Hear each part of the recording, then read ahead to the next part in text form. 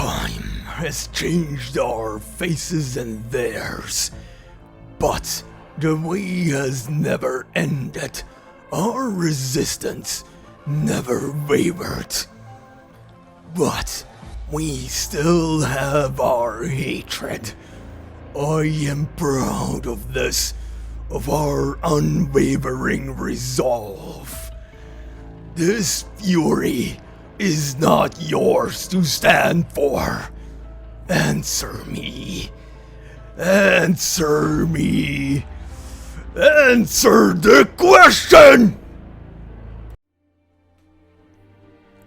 Hello, welcome and welcome back. This is Jacob and today we are going to be continuing the narration and character voice acting for the main story of Arknights. Episode 12, aka Chapter 12, All Quiet Under the Thunder. And as always, to anybody who might be new to Arknights and has not caught up yet to the main story up until this point, the best thing I can refer to you is the first part of this very episode narration, aka part 1 of episode 12, where I go very in-depth and in detail about how you can tackle the main story to make it easier on yourself, plus what else is connected to the main story. It will be easier to listen through there because I also show you a couple of things, so yeah, refer to that first part of episode 12. You cannot miss it. Playlist is in the description of the video. Just look for the video that has Ines' face on it, and you will be fine. Thank you very much. And of course, as always, thank you very much for all the likes and the comments on the previous episode. As always, they do help a lot in the algorithm, and they push those videos up in the algorithm to more people. So thank you very much for all the interaction on those. Very, very much appreciated. And of course, we shall now do a quick recap of the previous part. For those of you who wanna jump ahead, the description, as always, the comment section, as always, has a timestamp if you wanna skip ahead. I do have a couple of things to say before we begin today's episode as well, just very briefly and quickly, but the timestamp is there. It's gonna lead you right to that point. Alright, but let's do this. On the previous part, well, we began, or rather we continued with another jaunt through time and memory together with Logos and the Demazi cluster, as the two of them are still using Logos's arts to conjure up mirages of the past. This time around we are in Casimir's, as the cluster is remembering their time while they were there, enjoying the sceneries, the never-ending golden wheat fields, and so on and so forth. Meanwhile, we see that Kal'tsit, who was for a while in a coma due to her injuries that she received from P36, finally wakes up, and it's none other than W who is actually greeting her awake. The two of them have a little conversation, as W is actually helping Kal'tsit a lot while she's injured, and they do have a conversation about essentially the past and the history.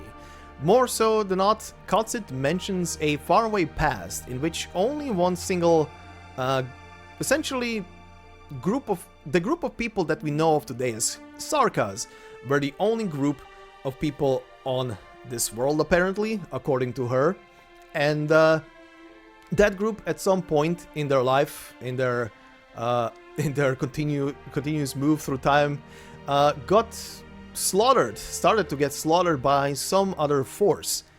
And as they started to band together, they picked up a new name for themselves.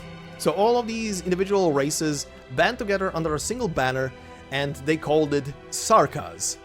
The sarkaz that we know today are pretty much using a name that they picked as a form of mockery towards their enemy, because they use a name that is an abbreviation of the enemy that has started to slaughter them in the past.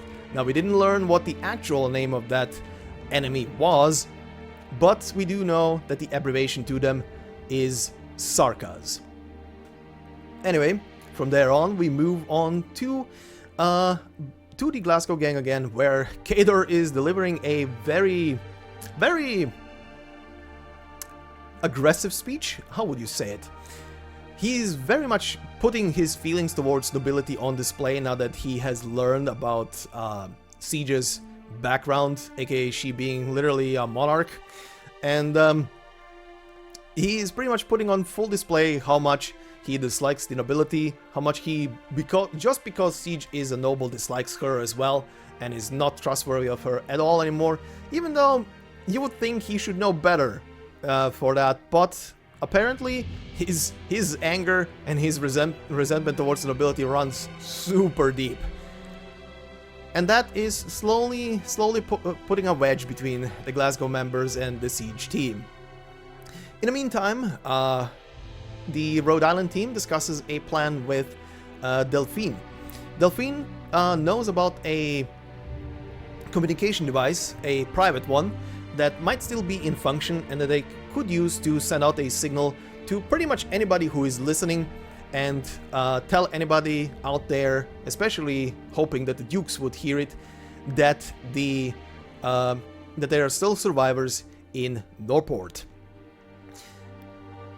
And of course, the team that goes with Delphine and decides to do this mission is none other than the team of the Doctor and Ines that go together with her to the old hotel. Once they reach the hotel, they meet the old owner of the hotel, which is Mr. Colbert, aka Colonel Sanders, as I like to call him, who is there together with an individual who we've met only at the beginning of the story very briefly, a pink-haired feline by the name of Percival. They exchange greetings, the old man welcomes them in, and they soon get interrupted by the appearance of none other than the Trilby Asher that was with them prior. Ines and Delphine split off, while the Doctor stays behind and has a one-on-one conversation with Mr. Asher. Meanwhile, Amiya, back at the Glasgow gang hideout, has a little conversation with Siege, helping her through what she is going through at the moment. While again, meanwhile, we see our dear buddy Red from the reunion finally remembering where he saw the uniforms that he saw on our Rhode Islanders, and remembers that that Susie, aka Golden Glow, went to get help from the Rhode Islanders at some point in the past, and thinks to himself that they couldn't be that bad of a bunch if they decided to help Susie. But once again, in the meanwhile, Trilby Asher and the Doctor get interrupted by the appearance of the Dublin forces in their midst in the hotel, and they get interrupted by none other than the Brigadier, a person that we have met and seen already in the side story about Reed Alter, aka Where the Firelight Casts. Once again, we jump scenes then to Siege, as she is pretty much seeking anything that could help her focus on something, as she's starting to lose any sight of a goal or starting to doubt herself. And even if she is looking and feeling up the size of kings, nothing is happening. The sword is still cold as ever and dull as ever. Nothing at all comes from the sword. Meanwhile, once again, the Dublin forces, aka the Brigadier that bumped into the Trilby Asher and Dr. Pear, get also joined by Ines and Delphine, who come back from the back room where they were in. The Brigadier seems to find common ground with Trilby Asher, as they are discussing to share the spoils of the airship, because that is their main goal. But Asher lets a line of text drop that is essentially confirming that once a deal has been made between the Duke of Castor and someone else, that is not easily broken.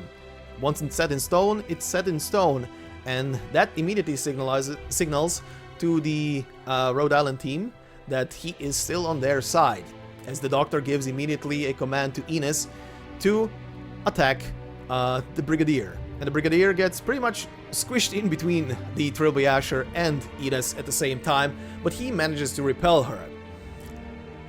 The Delphine, however, that came back with Ines appears to have been just a mirage, because the real Delphine was under the hotel looking for our communication device. But once she finds it, she also quickly learns that the communication device is not there anymore. And it hasn't been just like a small amount of time that it disappeared. It was gone for quite some time. And that is where we left off. So then, let us proceed. Right then, so today we shall be covering the story from stage 15 to 16 and end on 17. We have the extra entry that opens once you beat stage 17 in our little collection up here that we will add obviously at the end of the episode. And also we have a stage that will be included today in today's narration. As I like to include the more important story stages, we have a operation here on 1216 that is pretty much sorta a cinematic stage, but it allows you to bring in units whichever you like, essentially. However, it is part of the story, and it's a very interesting one, so if you haven't seen this, look forward to it. And as always, once we get to this stage, I will be doing it without any commentary. I will just let the stage play. It will mostly run on normal speed, but you know the drill for these kinds of stages on this channel. And another thing, because 1217 is the stage you need to unlock Morgan as a free operator from the collection up here. I did acquire her, obviously. Morgan carries an operator record. Now, I do not know, obviously, I literally just got her a couple of hours ago, so I have not opened it or read it or promoted her at all. But depending on what is in the operator record, I will be promoting and leveling up her pre-recording of the next episode. If there is anything important on the operator record and it fills any kind of blanks on it, because there is a couple of things that it could fill in, especially Morgan's state of mind, as we've seen in the prior episode, I will be probably in the next episode opening up with it, unless it's taking place after the main story, then I will be ending on it. But it should be added. If it's very connected to the main story, I will be adding it. If it's not really connected to it, I will mention it at the beginning of the next part. Anyway, sorry for a long explanation. Let us begin with 1215. Battered and bruised. Shapeless rumors can penetrate impregnable defenses.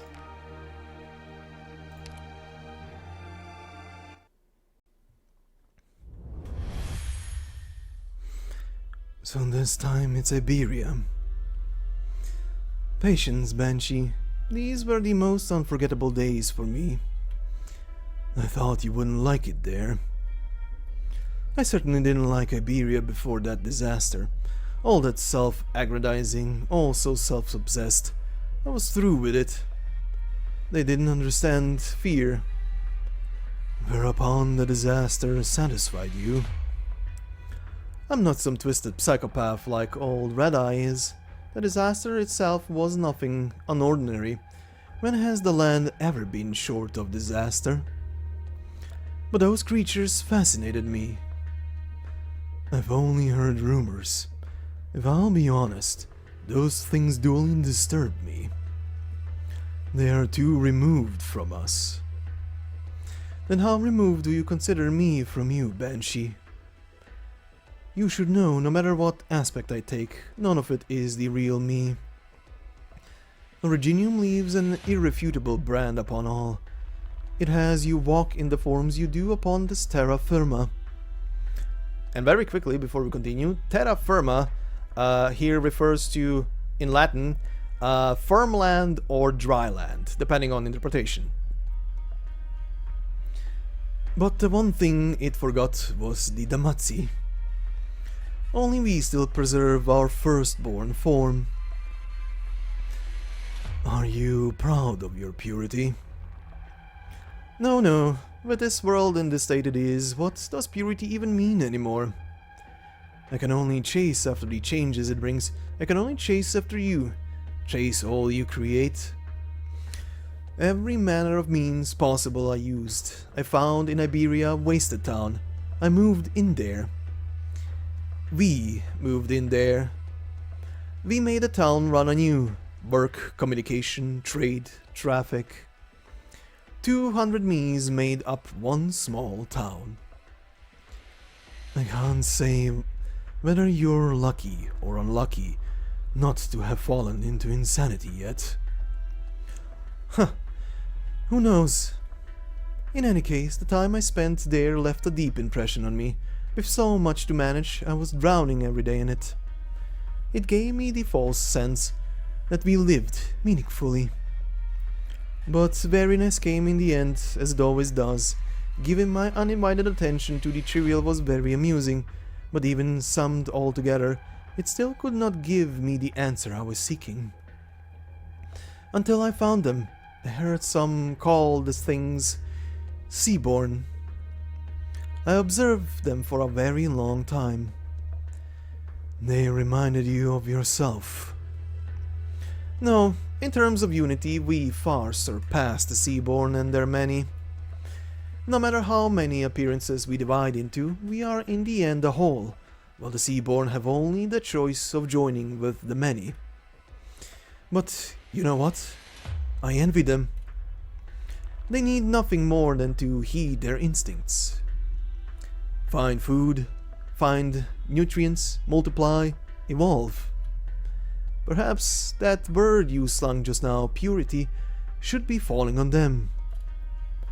While I remained where I was, watching it all, watching those variegated little beings assimilate a swath of seagrass with them.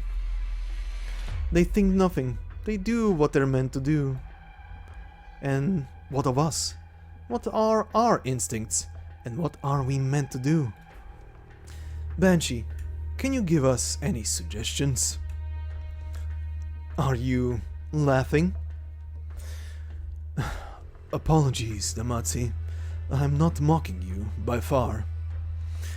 They who could proclaim themselves the oldest king of the royal court, their majesties the Damatsi, are simply looking for the meaning of their life. It's a very important thing, of course it is. I just never would have thought that standing before me was a wayward philosopher. Would you ever guess the years I've spent a professor of philosophy at Victoria's universities? To you, seeking meaning is easy. Excluding the least minority of existences, life can always be considered brief. You find a goal for yourself, to stuff the days full with so that it isn't so tough. But we cannot do that.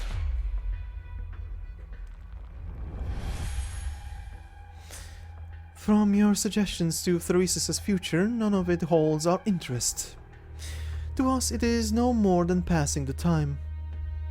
Why do we hold affection for these things that pass in the blink of an eye? We've exhausted practically every possibility, and practically every delight too. I'm beginning to pity you, Damatsi. You found out we've just some old decrepit nothing gets to anymore, no matter how loud you shout it. Not many know this secret. A few friends of mine taught me this silly game. No, never mind. Go on, Banshee, we're more interested than you suppose. But you may have to wait a moment. Some bothersome work has come a-knocking. Not here, that is, but I'm afraid we'll need to divert a little attention.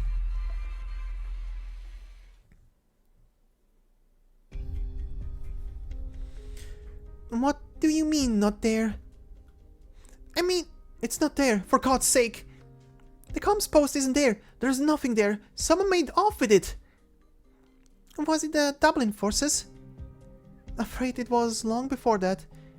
Judging from how thick the dust was, someone must have been eyeing it when Norport was just setting course away from Londinium. The Red Steel Guard captain would never genuinely be fooled by us. He'd be very quick to realize the projected message was never sent. But at the very least, we're back at the same starting line. We have a renewed opportunity to go for the gold. First there was you for the Duke of Castor, now there's Double Inspector's force. You'll are secretly infiltrating to get to this plate, which means you want to keep up Norport's surface appearances. Without any way to force the Duke's main armies into mobilizing, our plan's dead in the water. Never try that excuse again, Delphine. As long as your Duke mother learns you're still here, she'll find some way to save you, won't she? I can't guarantee.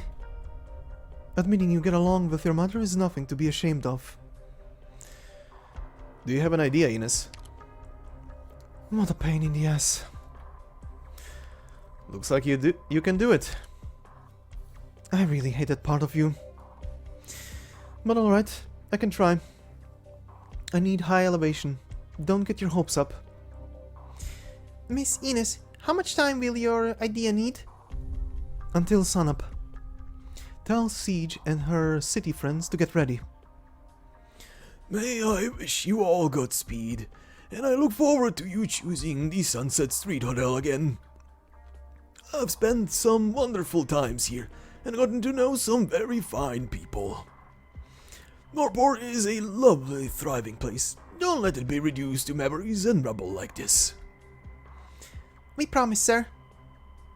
There'll come an end to the conspiracy and dispute. There's a person I truly, truly miss, who once told me that perhaps one day everyone on this vast land can fall into peaceful slumber. There's a backbreaker. This hotel's even messier than it was before. People who don't do their own cleaning never know how difficult it is to maintain a bit of order. Percival! Percival! Where's she run off to now? Fine, go and leave this old codger by himself for a bit. The age-riddled hotel owner finds an equally age-riddled armchair and opts to find a comfortable position before sitting down. So that's Kota's girl. She's the king of Sarkaz. It's getting harder and harder to keep up with all this change. Even I'm a little shocked by it. Change. Change. Maybe I've been slacking on that sort of change myself. Change isn't progress after all. Alright, about time I bid farewell to this old friend. To tell the truth, I really did love this place. 2 more months you should have kept this up, Colbert. Who would have imagined after 2 months of the Sarkaz army in the city, an old devil would go from cleaner to hotel owner?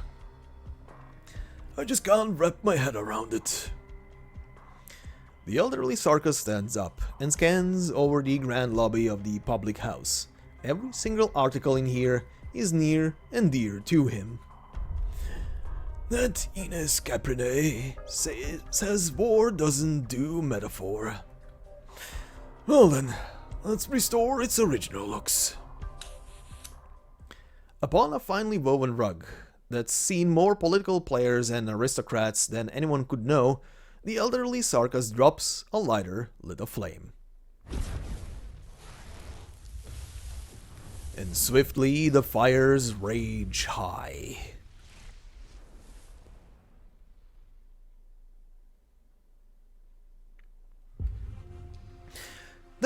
The soldiers here, were they all killed? Is the enemy here? If I'd found this earlier... Their families will receive compensation payouts, if they have families. We have to be on guard. No. Do you look like that because you already know about this? This was part of your plan too. It was per military commission of Kazdal arrangements. Sacrifice is unavoidable, mercenary. I thought your captain would have thought you this long ago. You're a general, and they're your soldiers. Yes, I am a general, and this is my work. Be it our enemies or ourselves, I must cast each and every life into this gaping maw we call war. and pray it spits out the best ending we could wish for. This is all I can achieve in my position. You... Hence why I came. I came to give this all my full attention, to look over every pale young face here. I must remind myself that this was a decision I made. I will not say this in the price the sarkaz must pay, mercenary. Pardon. I will not say this is the price the sarkaz must pay, mercenary. The Victorians killed them, but it was I that let them be killed by the Victorians. Why do you have to do it this way? To light a fire. Light a fire that will extend across this great land. And we, the sarkaz, can find a place for ourselves, the room for us to exist, only on such a divided land. Mercenary, you must learn to familiarize yourself with it. Be familiar with it, hate it, and finally accept it. Because this is the only way. A bright blaze flames high from the lockdown zone, an old building fiercely burning. Another accident? No, that is the first flame. Mercenary, come with me. We must return to the airship. Our guests have already taken their seats.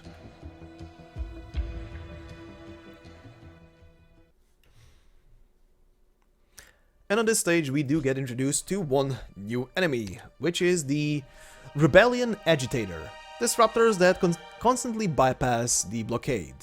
They weaken the enemy's forces from within by taking the initiative to whip the masses into a frenzy, who in turn break down the burrow defenses, all on their own.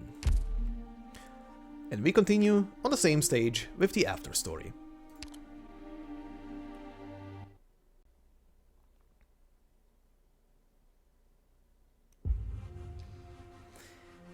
We're only a few hours away from the sunrise Miss Ines stipulated. We need to hurry up the pace of our evacuation up. Say, haven't you forgotten something even more important? Doctor of Rhode Island? There's the airship too. Yes, we and Dublin are starting from the same line again. Which means time is of the essence. To forever abide by commitments is not solely what we ask of ourselves, but of those we make deals with too. You finally made it. I almost got offed by that Red Steel guard boy. Her Grace is very dissatisfied with your indolence. Your methods are too tepid. Or is it that you're coaxing Alessandrina, playing on her sympathies? That's a very grave accusation. I'm unconditionally loyal to Her Grace. That much is obvious. I'm just... We'll review your excuse in hindsight. For now, though, there is no time.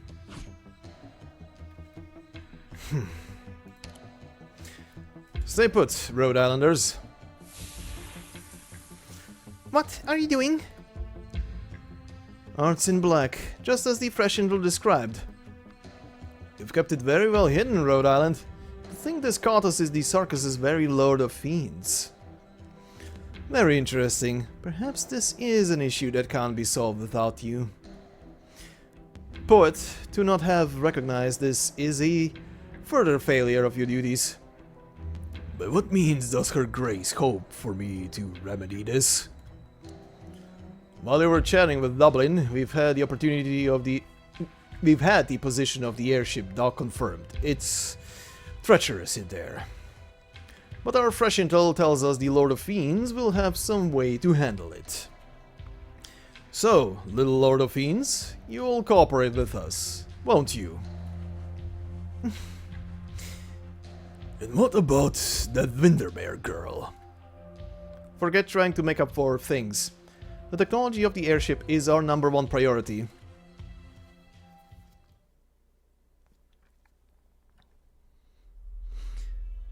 Think we've notified about everyone we could find. And that caps off all we can do. Amiya isn't back yet, and neither the doctor nor Ines have been in touch. Looks like somewhere's caught fire outside again. That's where the hotel is. We'd better go take a look.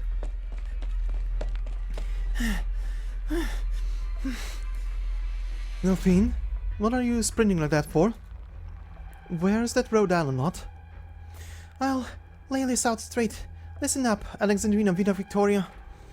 Amiya and the doctor got pushed by the Trilby Asher into fulfilling that deal. They need to find the airship. Duke Wellington's army is on this plate already. Afraid Duke Castor's reinforcements are here too. They're all out to win the technology behind that sarkaz airship. None of them will let their rivals have the advantage of getting it first. Norport's become the Duke's wrestling ring. Surprising exactly no one. What about that broadcast? You know, pushing the Dukes into officially attacking this place? Miss Ines says she'll do all she can to make it happen. Do what? What are you telling us? She says she needs until sunrise. Got it. Assuming the Dukes go with direct confrontation, after all, how much time do we still have? As long as Miss Ines succeeds, the Duke of Windermere's high-speed warship should be approaching not long after the sun comes up. You've got a hell of a lot of people gathered here. The people who aren't here probably already got the news. Anyone who does want to come with us, will keep with the procession. So I suggest before the Duke's warship officially encroaches, we continue to wait here. With the present circumstances, going out in the streets not a good idea. Doesn't matter if it's Wellington's or Castor, they won't hold back against anyone they think's in the way. No, we're best of leaving now. The sarkaz barracks around the barricade wall got ambushed. Odds are more than likely some Duke's forces did it. We should get as close as we can to the part of the wall that's thin on defense, while it's still night. More importantly, we need to let them all know, everyone's still peeping out from behind their windows, that what we said was true. This evacuation isn't some scheme to nab the last of their reserves. It's not some sarkaz trap to wipe them out. Re-establishing trust is a challenge, and the one and only way to do it is for them to see real action. Meanwhile, in a prison... Here, the book you asked me for last time. I had to spend an age searching in those Londinium libraries, not even knowing Victorian. Grabbed some poor feline in the end to find your stuff. Thank you. Sometimes I see you writing and drawing in this blank book too. You don't just read, you write your own stuff too? I've never been to Kaza, but I hear they've got a whole sarkaz university underground there. Are you a teacher there? No, I'm just like you, putting my life up for sale. Are these books really that fun to read? They all end fine enough, but similar events keep happening over and over. All the authors can do is keep writing fine enough endings. And I've gotten sick of it. General Manfred made us lock you in here, but hasn't given any further orders since. How did you offend him? Maybe he just thought jail would be more peaceful for me. It's easier in here to do whatever I'd actually like to do.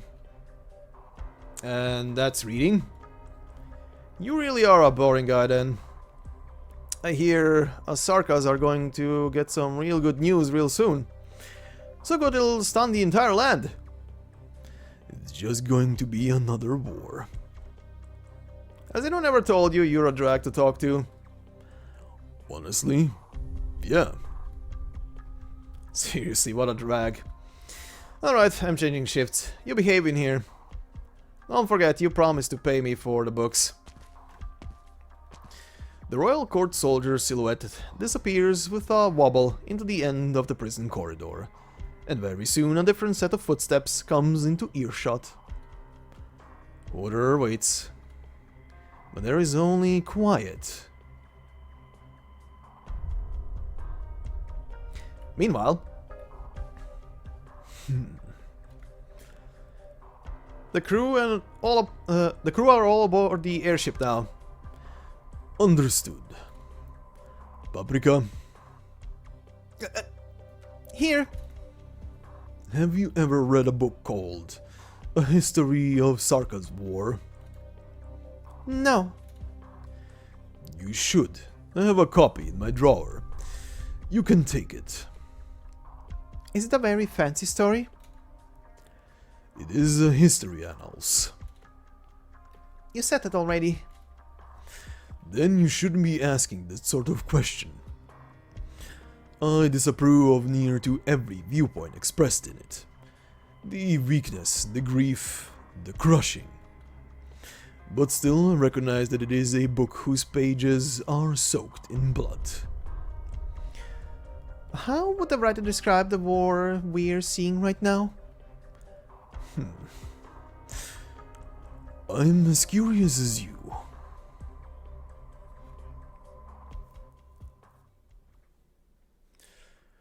Alright then, and we continue on to stage 1216.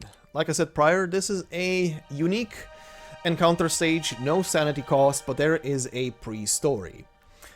It is titled Clouds Burn Red. And it says here, don't look up, don't stare. So let's begin.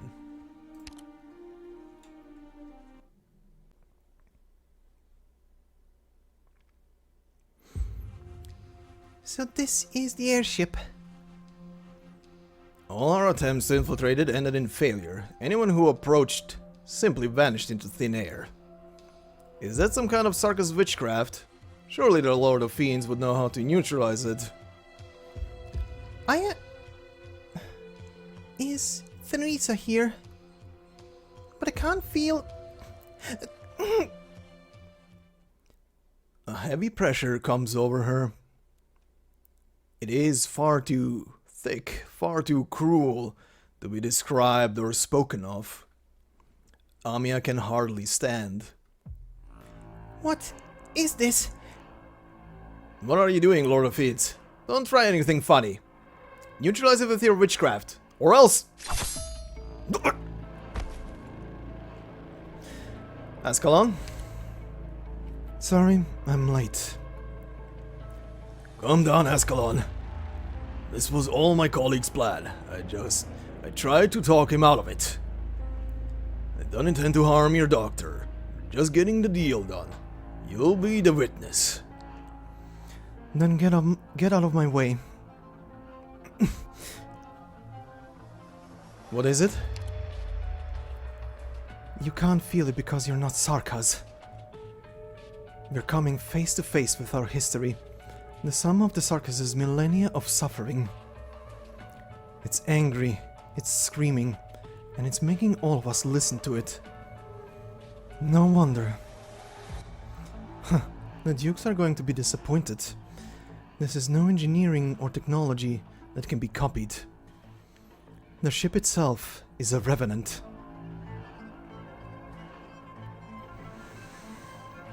How did the sarkaz live?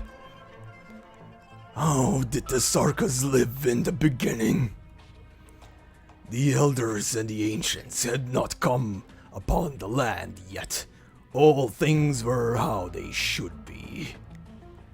Then they came. They killed and slaughtered. They brought barbarism and rage upon the land. Their fangs and claws were not pointed at just each other, but at us as well. The proud sarkaz never surrendered. We fought back.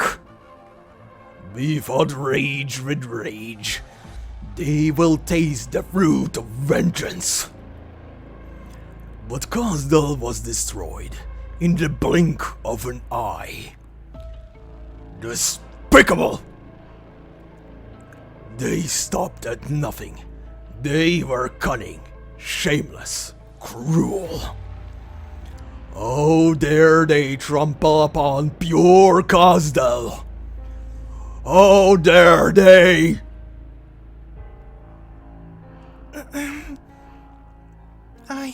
The voices... Don't let it affect you, Amiya. Resist the illusion. I know, I'm trying.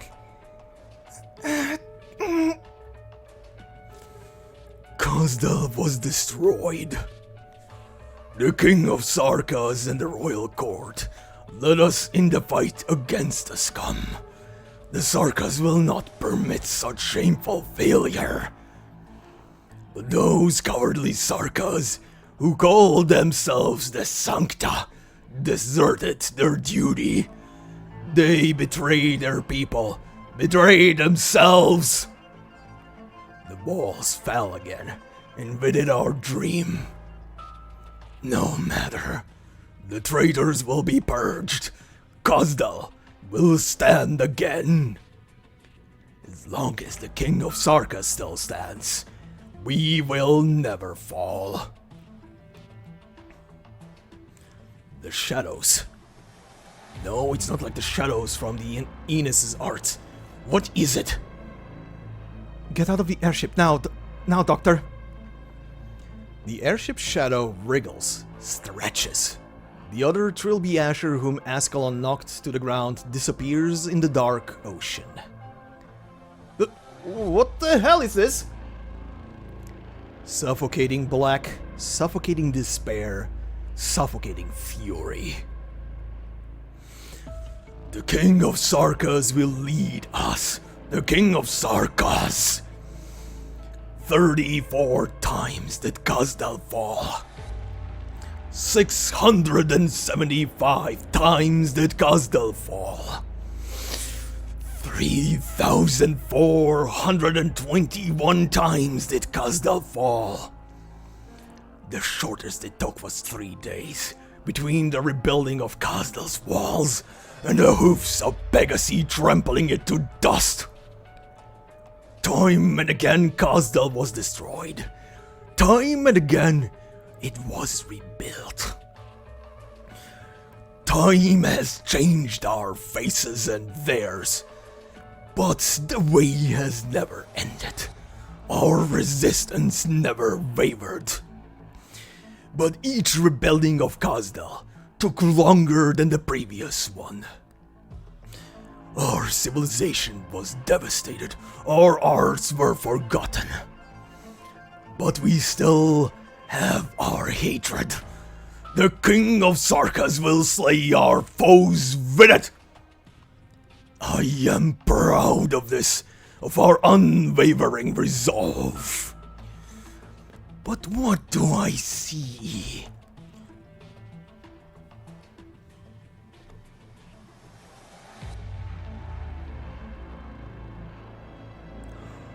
A twisted chimera. An outblood king? The King of Sarkaz who stands before me is an outblood? This crown is not yours to wear. This pain is not yours to stand with. This fury is not yours to stand for. Answer me, imposter. Answer me, fraud. Answer the Reverend's question! The Revenant. Open your eyes and see, false king. What do you see? I see... Don't look, Amiya. It's the Revenant's witchcraft. I saw tears. I saw deep, heavy sorrow. Has this sorrow always been with you? Sorrow? This is no sorrow. I feel no sorrow anymore. You have scorched your wound with the flames of rage. It's painful.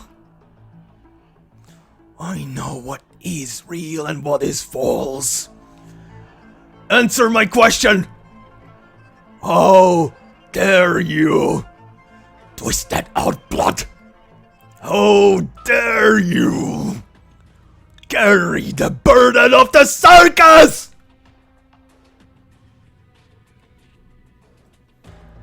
Ascalon stumbles. Are you okay, Ascalon? I'm fine. Amiya. Amiya looks up towards the great shadow of the Revenant. You cannot see her face. You only know how she's looking up. You're right, Revenant. I should see. I have seen. I have seen it all. All 3,421 destructions. Every brick that turned to ash. I saw the resistance of every king of Sarkaz. I saw their hearts. Each and every one of them. I saw the tears and blood swallowed. I saw the dust and broken pieces. Familiar silhouettes fall, overlapping with one another. Familiar scenes replay themselves. I have seen, I see, I will see. I never averted my eyes, Revenant. I will remember. Every hard decision, every death and sacrifice, every destruction, every hope. I made you see, Chimera. I made you see! Imposter! There is not a single moment that I do not experience it. Feel the burning flames! But you? Yes, you could see it. Like a map, like a play, like a mere passerby watching from above the cliffs. I denounce you, false king. I despise you. Not because of your foolishness, or because of your arrogance, not because of your conceit. It's because you can never truly stand with us. But I've tried. Tried? You could try to not avert your eyes. But you can still turn away anytime you choose. You're not sarkaz. You will never be. The souls of the sarkaz reject you. You call our fate pain. You say you try to endure it. But we are fated to be buried by it for eternity. You say you have the courage. But if the day comes that you can take it no more, you can abandon us. I won't. How many seasons have you seen? How dare you promise that you won't? No, you will. You will because you can. How could Sarkaz pick such a king? How could Sarkaz accept such a king? Teresa wanted me to be... She said we can share in the same feelings, even if we're not of the same blood. Then she was a fool! If you truly share the same feelings, now that you have seen it all, why do you come before me? Why do you try to stop this war? Amiya finds herself at a loss for words.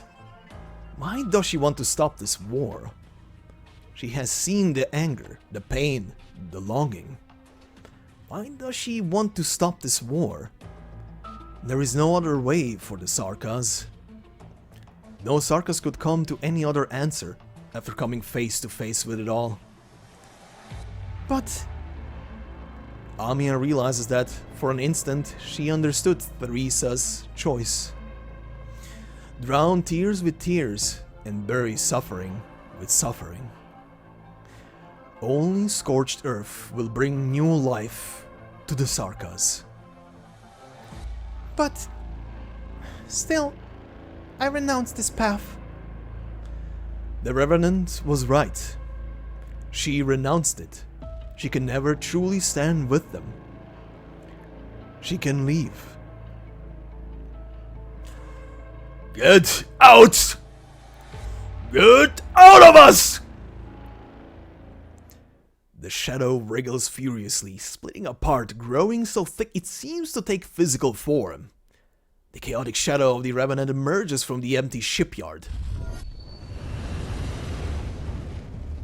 Hello there, big one. The purple flame impacts the black shadow. You interest me, Revenant. What ember will you leave behind when you burn? That Draco, Eblana. Nothing in the mission brief said she would show up. Go, hurry! Amiya? I'm fine. Here, hold on to me. Doctor, they're right. I can't stand with them. Maybe that's why it has to be you. Huh? The Draco's fire is getting closer. She's strong. We shouldn't try to fight her here. Interesting. Rhode Island. I seem to hear that name often lately.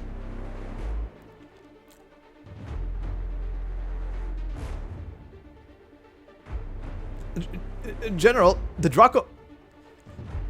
Pay no heed. Her flames burn nothing but her own short-sighted ambition. Lead us away from here, Great Revenant. The shipyard is too small for your fury. The noises of those outplot are not worth your time. I have heard from the Regent. He is ready.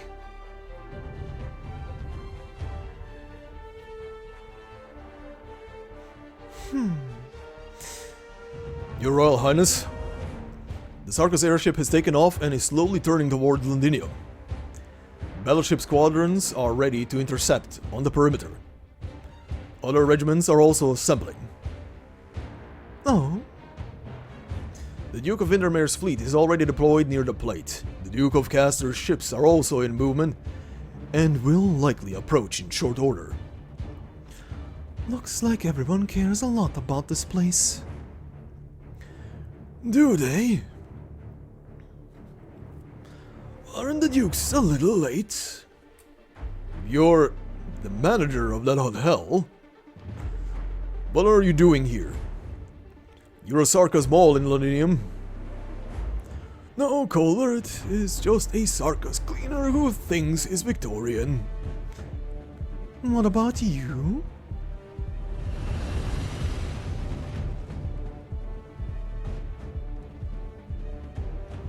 We?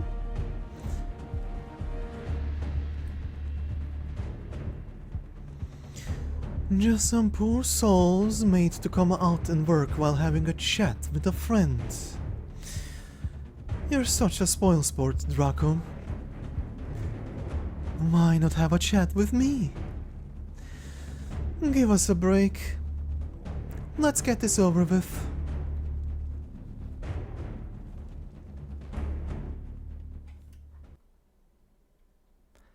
Welcome to our battle stage. As stated before, this will be a battle stage that costs no sanity. It is purely for story. And like I said before, I will do it, but without commentary. And because you can pull in any squad you like, I'll be doing it with the squad I was using so far for the adverse environment. So, let's begin. This is a squad, you can mostly ignore it. It's literally just there to nuke the shit out of everything in adverse. Apologies. Anyway, let's begin.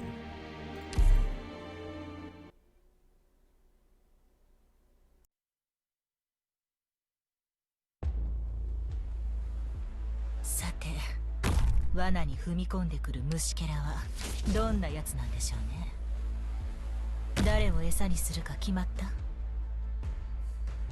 了解した。ちょっとからかってあげようっと。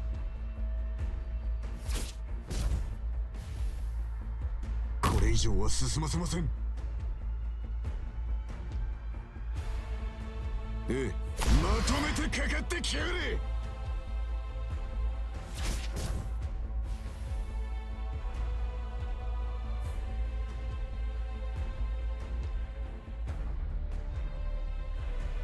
全員の行動力を奪う。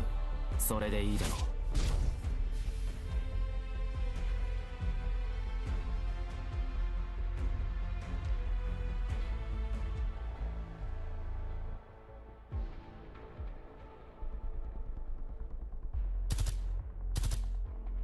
ただ一瞬です。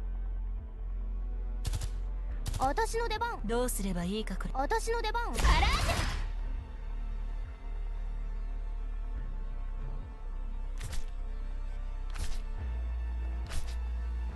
私に出会ったのが運の尽きだ。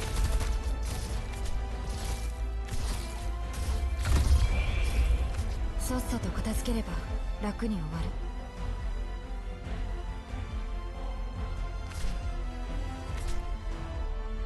害虫だ。了解した。切りつく。すぐに終わる。モンスター、私に続け。ええ、ここにいます。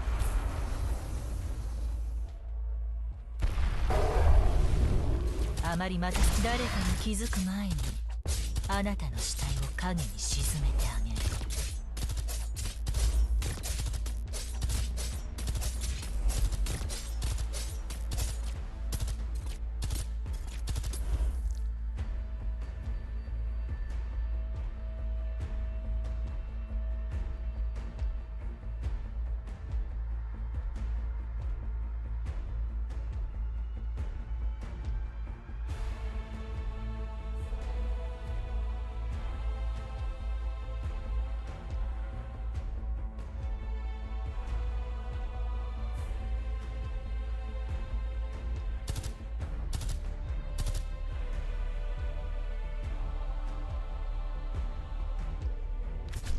この程度で止まると思うな。お前の攻撃は想定の通りだ。よーし、特訓ロール。あまりまた恐怖が隠せな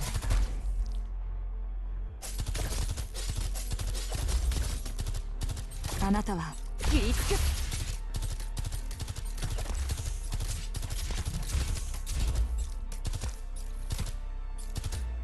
奴らを抑える。これで静かになってくれる。どうすれば誰かに気づく前にあなたの死体を影に。アップルパイ。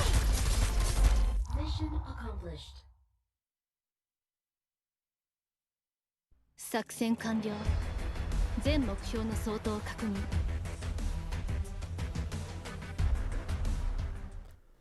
Alright, and because I skipped it before we went in, we have two new, well, enemies on this on this stage, but none of them is fightable.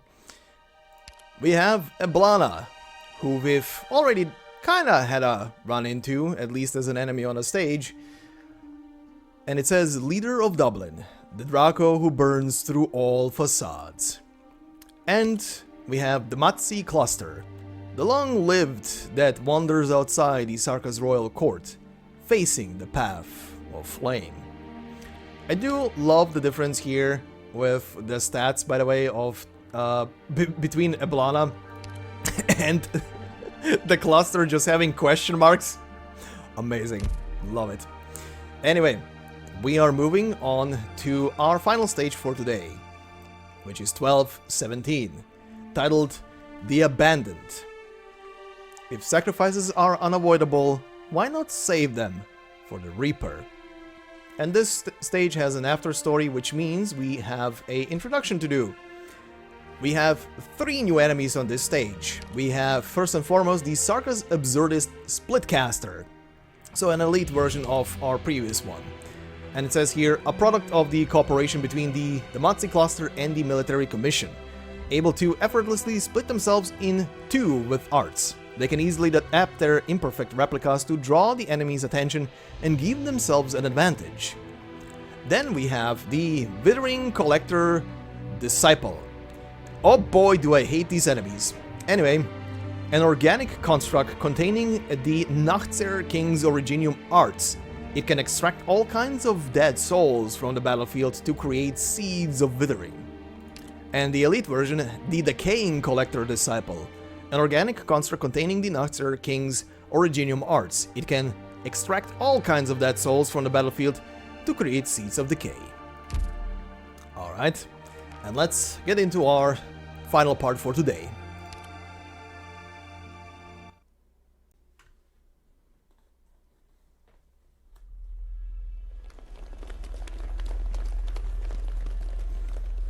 There are more people following than I thought.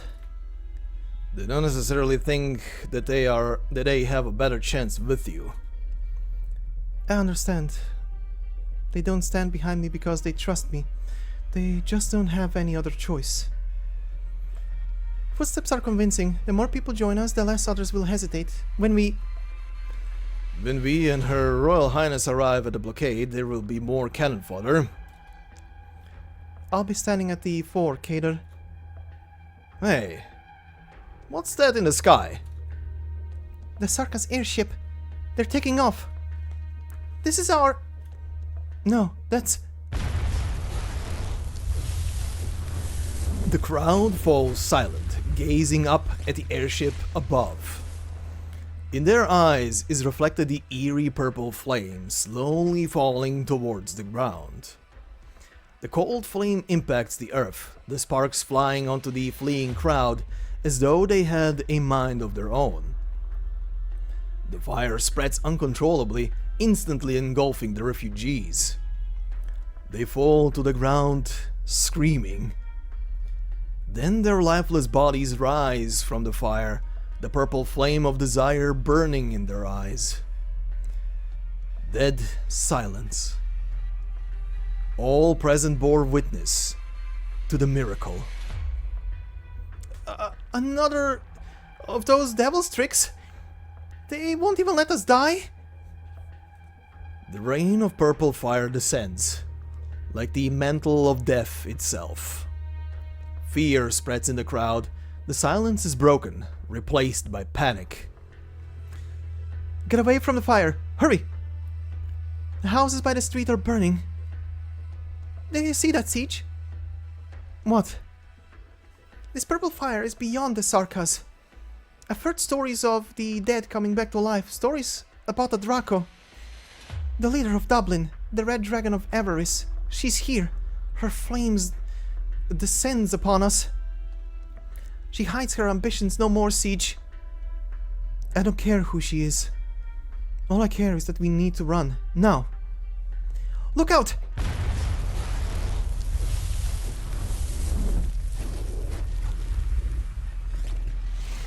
Looks like age has not taught you patience. Why do you fear my fire if you're so eager to fight me? Or have you forsaken the intelligence that you were so proud of once you began serving the Regent? Interesting, little Draco, your fire. Very interesting. If you know about our existence, then you know that this vessel is simply one of our innumerable fragments. This is simply a little warning delivered in passing. You are not in our field of view. Your soul is too shallow, too barren. You do not even attempt to hide the flame of ambition, the desire for power in your eyes. Unlike the Banshee whom we are speaking to even now, we are not even interested in asking any questions of you. I have no need to hide. My fire burns away all, as it does now. I can't wait until the cluster of Damatzi kneels before me in fire. Do you hear the sound of screaming beneath your feet, hatchling? I lead them. They adore me. This is my duty. You do not understand, ancient wanderer. Many years ago, the country beneath our feet was not the farce it is today. We met a Draco in southern Victoria, one as young as you are now. I lead them, they adore me. He said the same words before his death in battle. His brood submitted to the Empire's glow, whether it was those who made peace with the Aslan or you. How do you think you compare to your conquering forefathers? You're not worthy to speak of my kin's suffering, and I am not worthy to speak of the Red Dragon who wrote the history of Tara. But the beautiful memories that you speak of have left Tara a long time ago. The old Draco Kings were no greater than we are. We sought fairness. He made his choice and I made mine. You, long-lived, you boast of the seasons that you've seen, the scope of your knowledge. But the wealth that you are so proud of has not changed your life in the slightest. How pathetic. Observe and seek. This is all you have in all your years, no? Neither of us see the other as a welcome guest. Why not end this pointless argument? Thank you, little Draco, for making this chore somewhat interesting. You'll remember me, Damatsi. There will be a chapter with my name on it in your long and winding memory.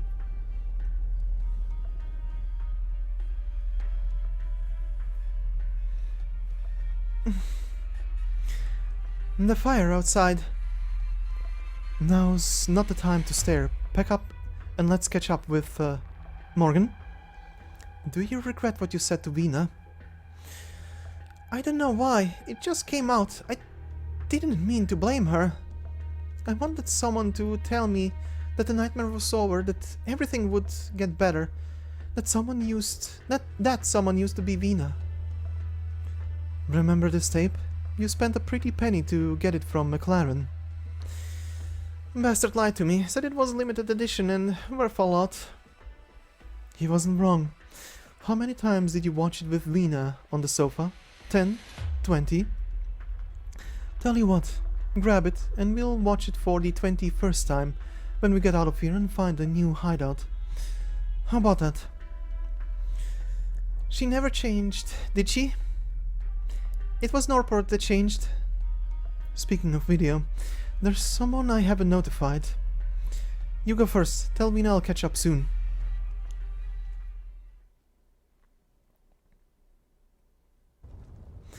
The lights by the streets of Norport have gone out. Only the purple flames spreading through the city light Baird's path. Burning silhouettes stare blankly at the sky, listening to the call of the leader. But the dark night conceals the airship in the sky. Not even the purple flames reaching towards the skies could reveal it. Damn it. What are those people... those things looking at? I have to find McLaren, meet up with Vina. It's not safe here. I think he lives over here. It's too dark. Should have brought my flashlight. His neon sign used to stay lit all night. Those burning things. Had better not jump in like those movie monsters. Third from the left. Third from the left. There. McLaren. The next house is burning. We have to go. No one answers Baird in the darkness. All she hears is the crackling of fire on the wood. Baird presses her ear against the gap and hears a faint chattering of teeth and agitated breathing echo in the empty house. McLaren? Thank heavens you're alive. Oh yeah, Morgan said he's deaf. I need a pen. I've got one here in my pocket. It's not safe here. We need to go. Baird, take the planks down. Read the note, bloody hell. Do you see it or not? There's no time. I need to go in. It's okay, McLaren. I just need to pry your windows open. Baird widens the gap in the planks using her knife, then tries to pry them open with the handle. Almost there. Almost there. Oh, away. Are you talking? I can't hear you. The planks aren't that tough. Hang in there. Get away from me. Get away from me. What are you saying? Damn, the fire's spreading quickly. Hurry, hurry. Last two. Do you see me, McLaren? Come over to the door. The fire's spreading. We're out of time. Look this way. Isn't it clear enough? Go away. Get away from me. Stand back. I'll kick the last planks in. Stay away! A silver flash. Bear takes a step back, touches her cheek, and finds it wet with a warm liquid. What the... McLaren... The familiar video shop owner stands behind the door. The blood flowing from his ears lies dried on his neck. Originium crystals cover a large part of his ears. Morgan was right. He has likely gone deaf. He's muttering at the only light in the room, oblivious to everything else. Otherwise, he would not have been so frightened when he saw that it was her standing outside, would not have swung his knife. Or perhaps not. He would have done so, no matter who opened the door. The calamity outside has taken his hearing, and almost everything else he had. He stands alone with his knife, only a few fragile planks between the world and the last bit of food he has. This is mine. I have nothing left. McLaren. I want to live. Please, I just want to live. I've given you everything else. What do you still want from me? This is mine. Look at me, McLaren. It's Baird. I'll take care of you. Put down your knife. Take my hand. Put down your knife. Can you read it? The fire is spreading. We've no time. Right, just like that. I'll come over slowly. No need to be scared. Finally, Bear sees the once familiar video shop owner in his entirety. She finds that it is not a lamp that illuminates the room, but the tiny projector that they spent countless days and nights with. I'll take your hand and help you up. I want to live. You will. We all will. Bear touches the feeble arm. Her heart skips a beat at the solidness of the originium crystals beneath the soft muscles. It's okay. We'll all live. You'll have a new video shop, and I'll have a new gym. I want to live. Relax. Now I'm going to take your knife. You're safe. You don't need it. Thank you. Thank you. She reaches out slowly to the knife that the McLaren is holding. There is a little bump under his clothes. The last food that McLaren has left. Bear takes McLaren's knife. The muscles of the trembling man relax for the first time in many days. Baird sees an emotion other than fear in the man's eyes. Perhaps he has recognized her. The thing in the bump falls out from under his clothes. It's an empty can. We can go now. It's mine. Baird exhales and bends down to pick up the empty can. But this is empty. Baird feels a sharp pain in her midsection. The knife that should have been in her hand is now halfway inside her. McLaren was the one who seized her hand. It's mine! Mine! Mine. I'll live. You said you'll leave me food.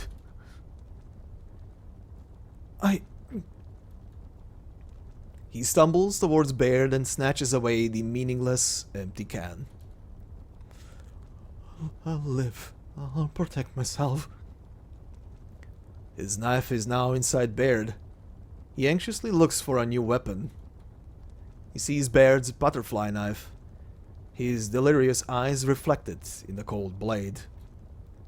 Baird has had the knife for a long time. When the members of the Glasgow gang were just children, Baird bought it at the flea market at a discount, and never let it leave her side.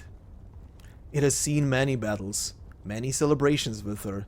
It was not particularly valuable, nor did Baird particularly treasure it. It just became a habit. McLaren's struggle was feeble. That one stab took almost all the strength he had left. But Baird found that she could not fight back. McLaren gasps a few times and pulls with what strength he has left. The blade almost pierces his neck. Careful. Don't hurt yourself. Baird cannot lift her arm. She releases the knife. The man takes the weapon, cradles the can, and stumbles into the light of the inferno outside.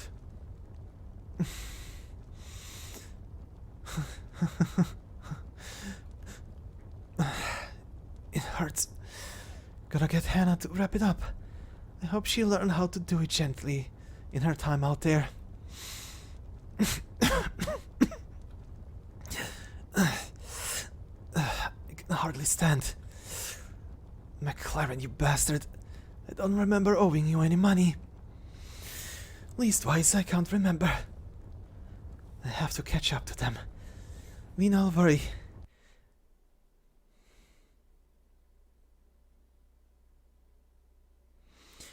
That's probably the last group that that would follow us. The flames are burning fierce. Looks like we made it, Doctor. Can you run, Amiya? Yes, I'm fine. Finally. Hurry while... Seems like the airship taking off was enough to get the Duke's attention. Is that the Duke of Windermere's forces? I don't know, and I have no time to care. We need to go, Siege. We can't wait for the Duke and the sarkaz to have it out. No, Bear's not here yet. 2 minutes. No, 1. Bear runs fast. You see those walking carcasses on the street? Who knows if they don't want a piece of us, even if they get away from the bombing and the fire. We have no time. Where's Baird, Morgan? She went to look for the video shop owner. It's on the far side. What's more important to you? Your subjects or your gang? That's a question you'll need to answer sooner or later. Where are you going, Cater? I'm just a Glasgow punk. I don't need to think about the things that you have to, Your Highness. Baird's one of my own. I've got to take care of her. I look forward to seeing whether you'll keep your promise and always stand at the fore of those people. I hope you do. Gator squeezes past the silent crowd that goes back into the blockade area. Let me go, Morgan! Say something, Vina! Hannah, is that McLaren? There at the end of the line, he just joined it!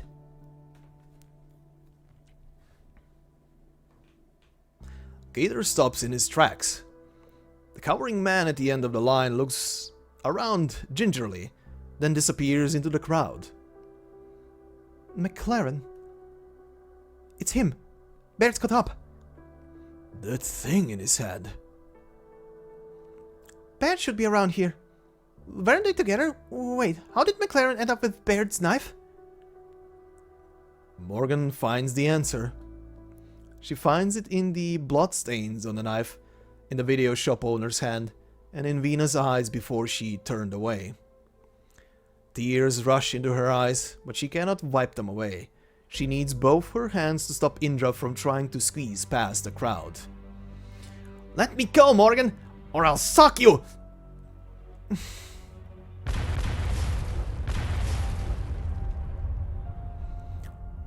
You saw it, Vina.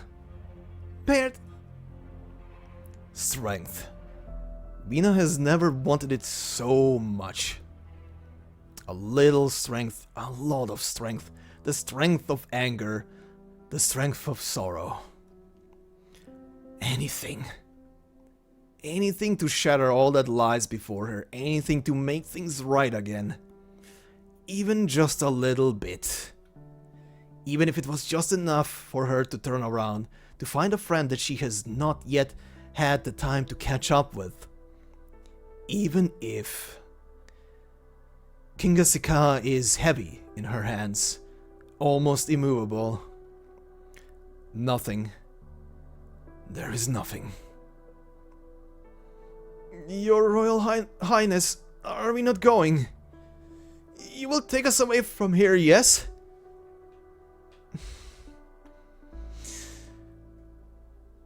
Don't call me your highness. I'm not anybody's highness. I'm just... No, never mind. Stay at your post, Indra. We break the walls now. You leave Bear behind, after we've already done so once. I understand. And I know she would not willingly part with us again. Unless she had no choice. As we do not. Why did we come back to Norport then? Maybe coming back was more than just about coming back. The moment that we stepped foot on the soil of our home. Let go of Hannah, Morgan. Have some faith in the Glasgow gang. We're no wimps. Remember how we fought our battles when we were little? Vina! For the Glasgow gang! For the Glasgow gang! Bastards. Wait for us, Baird. For the Glasgow gang! The walls that block the escape of the people of Norport lie just before them, but there are no longer sarkaz bows and guns on it. Freedom is in sight. The oppressed raise their hands high and push forth. Siege raises Kingasika high again. It is still just a piece of metal, not a single sheen on it. She does not remember whether she swung it. Perhaps it is just the result of countless hands pushing at the same time. The wall falls.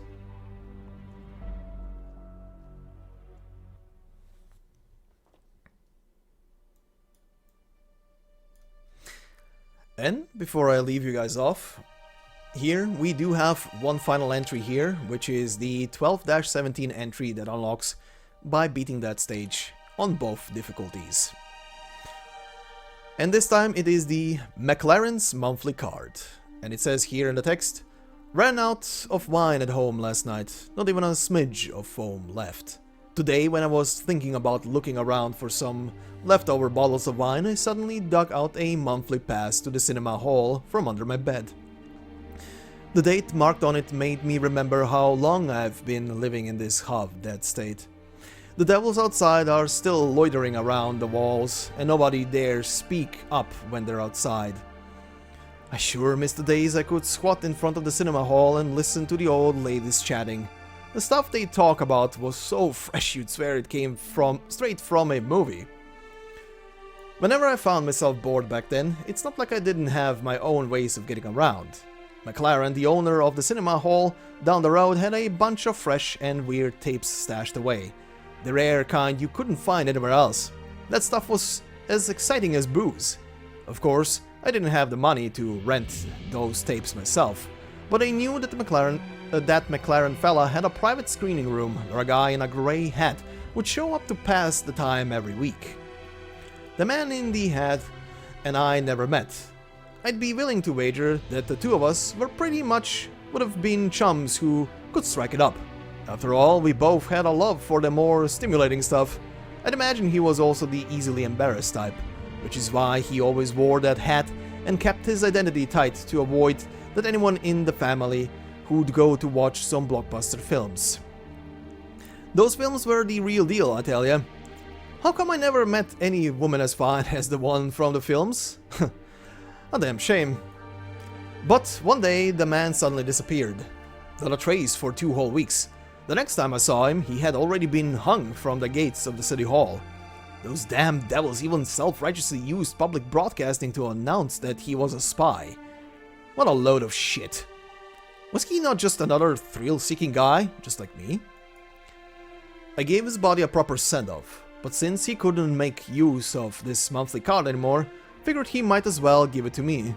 Too bad it's already expired.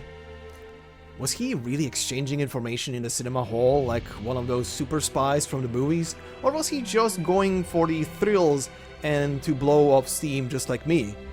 Too bad I never got a chance to ask him. Having that said, I've seen those Glasgow lads sneaking into the cinema hall quite often recently. Maybe I'll look into it some other day. And on the description of the card, it says, watching explicit films is always a good way to alleviate stress during wartime. McLaren understood this, which is why he made good money showing these flicks unauthorized for public viewing. Come to think of it, though, who would come and force it anyway, given everything that was going on? And that is where we're gonna end today. Next time will be the finale. And if this part felt a bit short, I'll just say after 12:16, I need a day to recuperate. If that wasn't obvious. But anyway, this will be it for today. Next time we shall finish off this story for good. And like always, I will add the usual my thoughts and sorta like review in quotes for this chapter, like I always do at the end. And considering this is a fresh new chapter and the next one is miles away, I get to play some predictions next time. But yeah, man, what a chapter. Oh, and by the way, if anybody has any kind of questions, I know I didn't stop at any given point during, especially during 12:16 because of the, you know, the flow of things.